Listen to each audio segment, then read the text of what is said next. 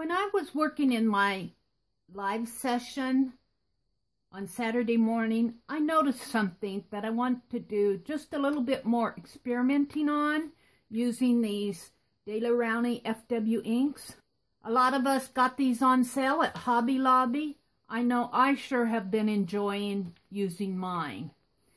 What I noticed was when I was working in my Society of Idea Collectors for February, I was finishing out some pages at the back of the calendar section. Let's go to the very last page. Oh, and I painted over it. But what I noticed was that the ink did not soak through this page to the page on the back. And I've already colored the back of these pages. So I want to experiment a little bit more. And this is tissue paper. This is not ink. So I want to do a little bit more experimenting and see if that is a true fact that those Daler Rowney inks did not soak through on the composition book paper. Now, the next day, I did a sketch in this sketchbook. Let's just flip to the page here. And there's a video of this. And I did this using this brown, terracotta brown, terra ombre brown ink. And I really love the darkness and the deep tones of this color. And when I thin it down with water, I get a nice tonal values. I really do like that. Of course, this is drawing paper. This is sketchbook paper, and I'm not even sure. It says heavyweight paper, but this is for sketching. This is not for multimedia. And when I use water on it, of course, it's going to wrinkle.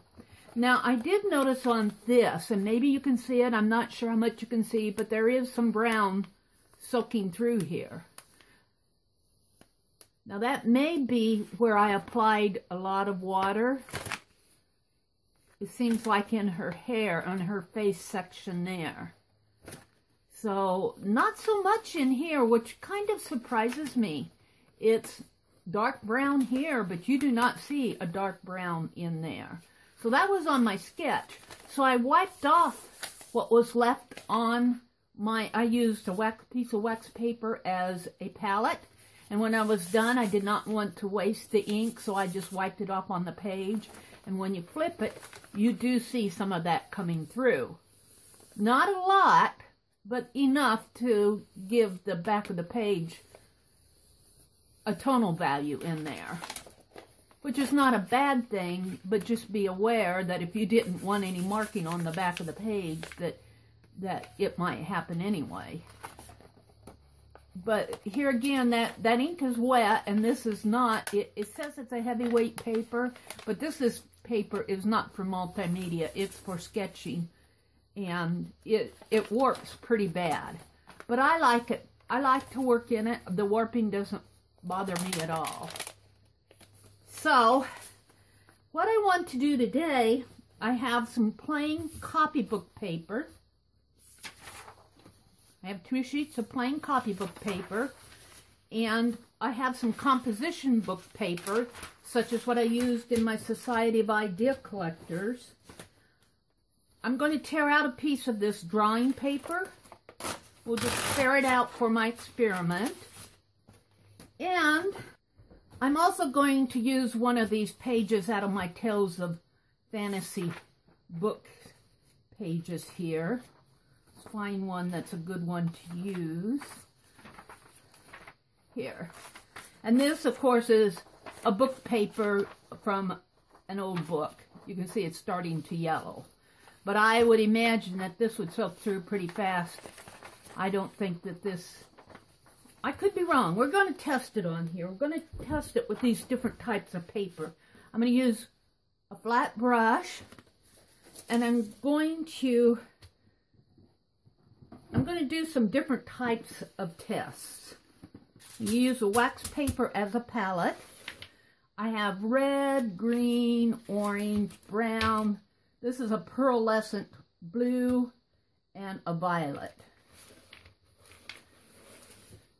And one thing I'm going to do is line up these pages. Put the book composition at the bottom, just like this. Okay, I've got 4 different types of paper here. You can see them all. I have composition paper, copy paper, drawing paper, and book paper. Now the base here is watercolor paper, and I'm not too worried about watercolor or mixed media paper because those pages are built to hold wet media. I'm thinking more about papers that we just use, like stationery, copy paper, advertisements, magazines, that type of thing. I'm going to do 2 types of experiments. I'm going to just put some ink on my palette here. Take a dry, well, this is a damp brush. It's not a wet brush, but it is damp. I'm going to use the red. And I'm just going to brush it across the composition paper, the copy paper, full force, the drawing paper, and the book paper. How about that?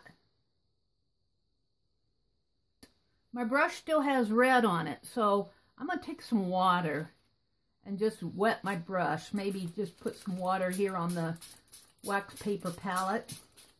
So my brush is going to be fairly wet, and that's really something I do a lot. I don't know if people traditionally do it, but here it's mixed with water. It's a little bit thinner, but also it's a lot more watery. I don't want to waste this ink, so I'm just going to wipe it off on my watercolor drop paper here. I usually try to get as much off of it as I can. You can see it turns very orange. And then I don't want to waste this either, so I'm just going to smear it off on my page.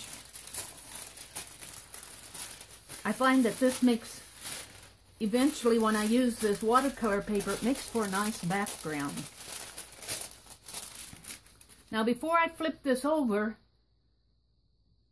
let's wash out my brush.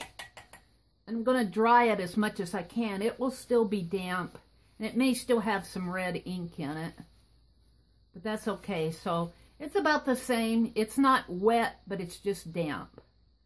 So let's try this purple. Look how pretty and vibrant is on here. Isn't that pretty and vibrant ink?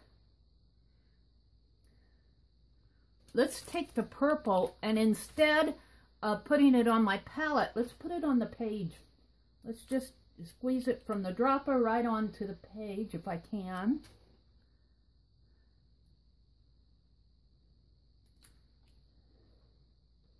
This is more of a pearlescent, and I am going to use my brush to brush it off a little here.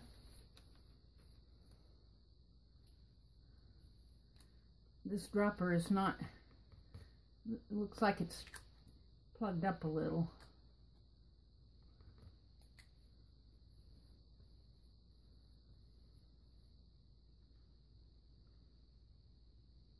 There it goes. I'm testing to see, well, not only how does it react with the papers, but I want to know how much of it soaks through. Not that soaking through is a bad thing. Ooh, I love the transparency of this ink too. You can see the text through this. I love that.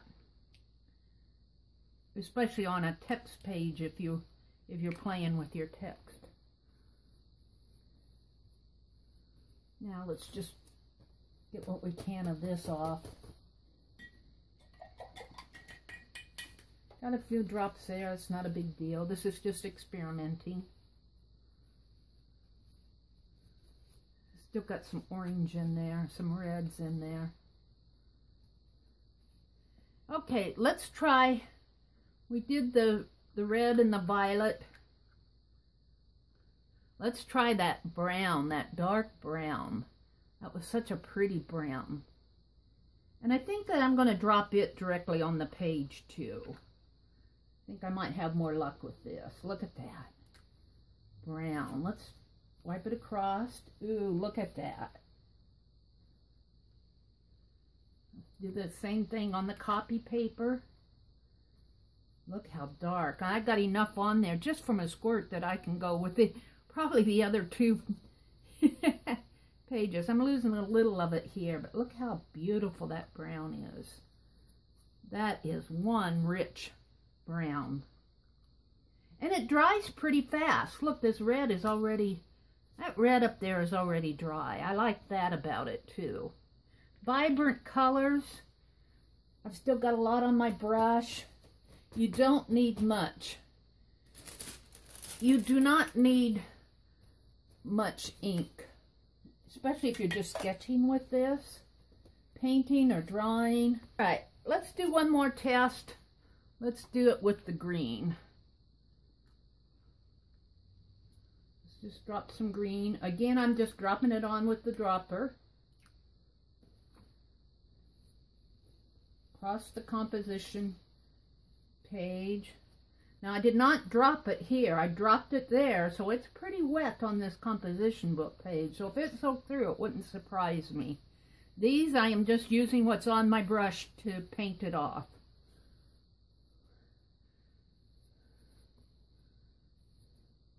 And if it soaks through here, I'll be very surprised because I'm getting what's left on my brush way over here. So let's wash out my brush, get that green off as much as we can.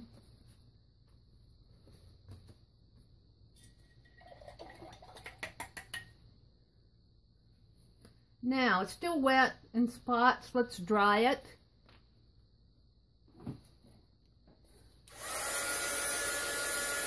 Now, are you as curious as I am what the back sides are going to look like?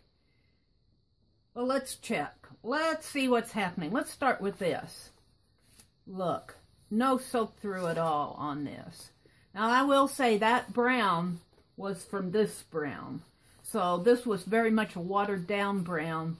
So that it did not soak through, really kind of nice. Got it just a little, I've got warping on it.